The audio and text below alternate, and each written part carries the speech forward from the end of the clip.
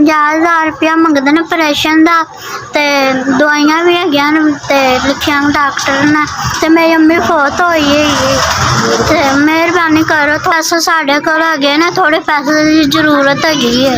50,000 रुपया का ऑपरेशन हैगा, उन्हें कहा जल्दी कराओ ऑपरेशन। 50,000 रुपया साढ़े कोल नहीं हैगा, थोड़ा पैसे जरूरत हैगी, साढ़े कोल है भी है थोड़े पैसे। तुहाडी मेहरबानी, साडी मदद की जाए, तुहाडी मेहरबानी। पाट जाएगा इला, जख्म सारा पाट जाएगा।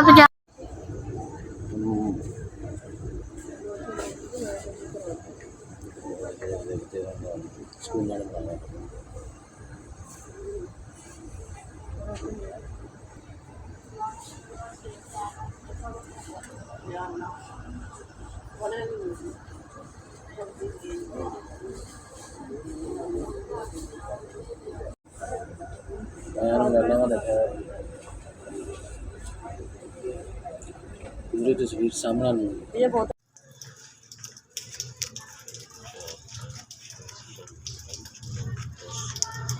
20,000 की मेरी मदद हुई है। SBS अल्लाह पाक तुहानू तरक्की ते कामयाबियां देवे, अल्लाह पाक तुहानू हर मुश्किलों में बचावे, अल्लाह पाक तुहानू तंदुरुस्ती सेहत वाली जिंदगी तरक्कियां ते कामयाबियां देवे। जेहड़े साडे वर्गे मरीज माड़े बंदे दी तुसीं मदद करदे जे, अल्लाह पाक तुहानू सलामत रखे, तुसीं साडे वर्गियां दी मदद करते रहो।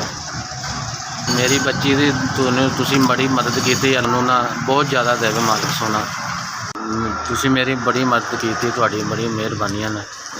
ते अगर जो डॉक्टर ने कहा सी अगर तुसीं ना ऑपरेशन कराया ना, वो दाना सारा पट जाना है, वो मरण के भी चांस है ने। तुसीं ना मेरी धी की जिंदगी बचाई है, तुहाडी बड़ी मेहरबानी। अल्लाह पाक तुहानू गम तो बचावे, तुहानू ढेरों ढेर अल्लाह पाक देवे, अल्लाह पाक तुहाडी हर मुश्किल आसान करे मालिक सोना, अल्लाह पाक तुहानू ज़्यादा देवे मालिक सोना। मालिक मेरे वर्गे होर गरीबां दी तुसीं मदद कर सको, अल्लाह पाक तुहानू होर देवे ज़्यादा।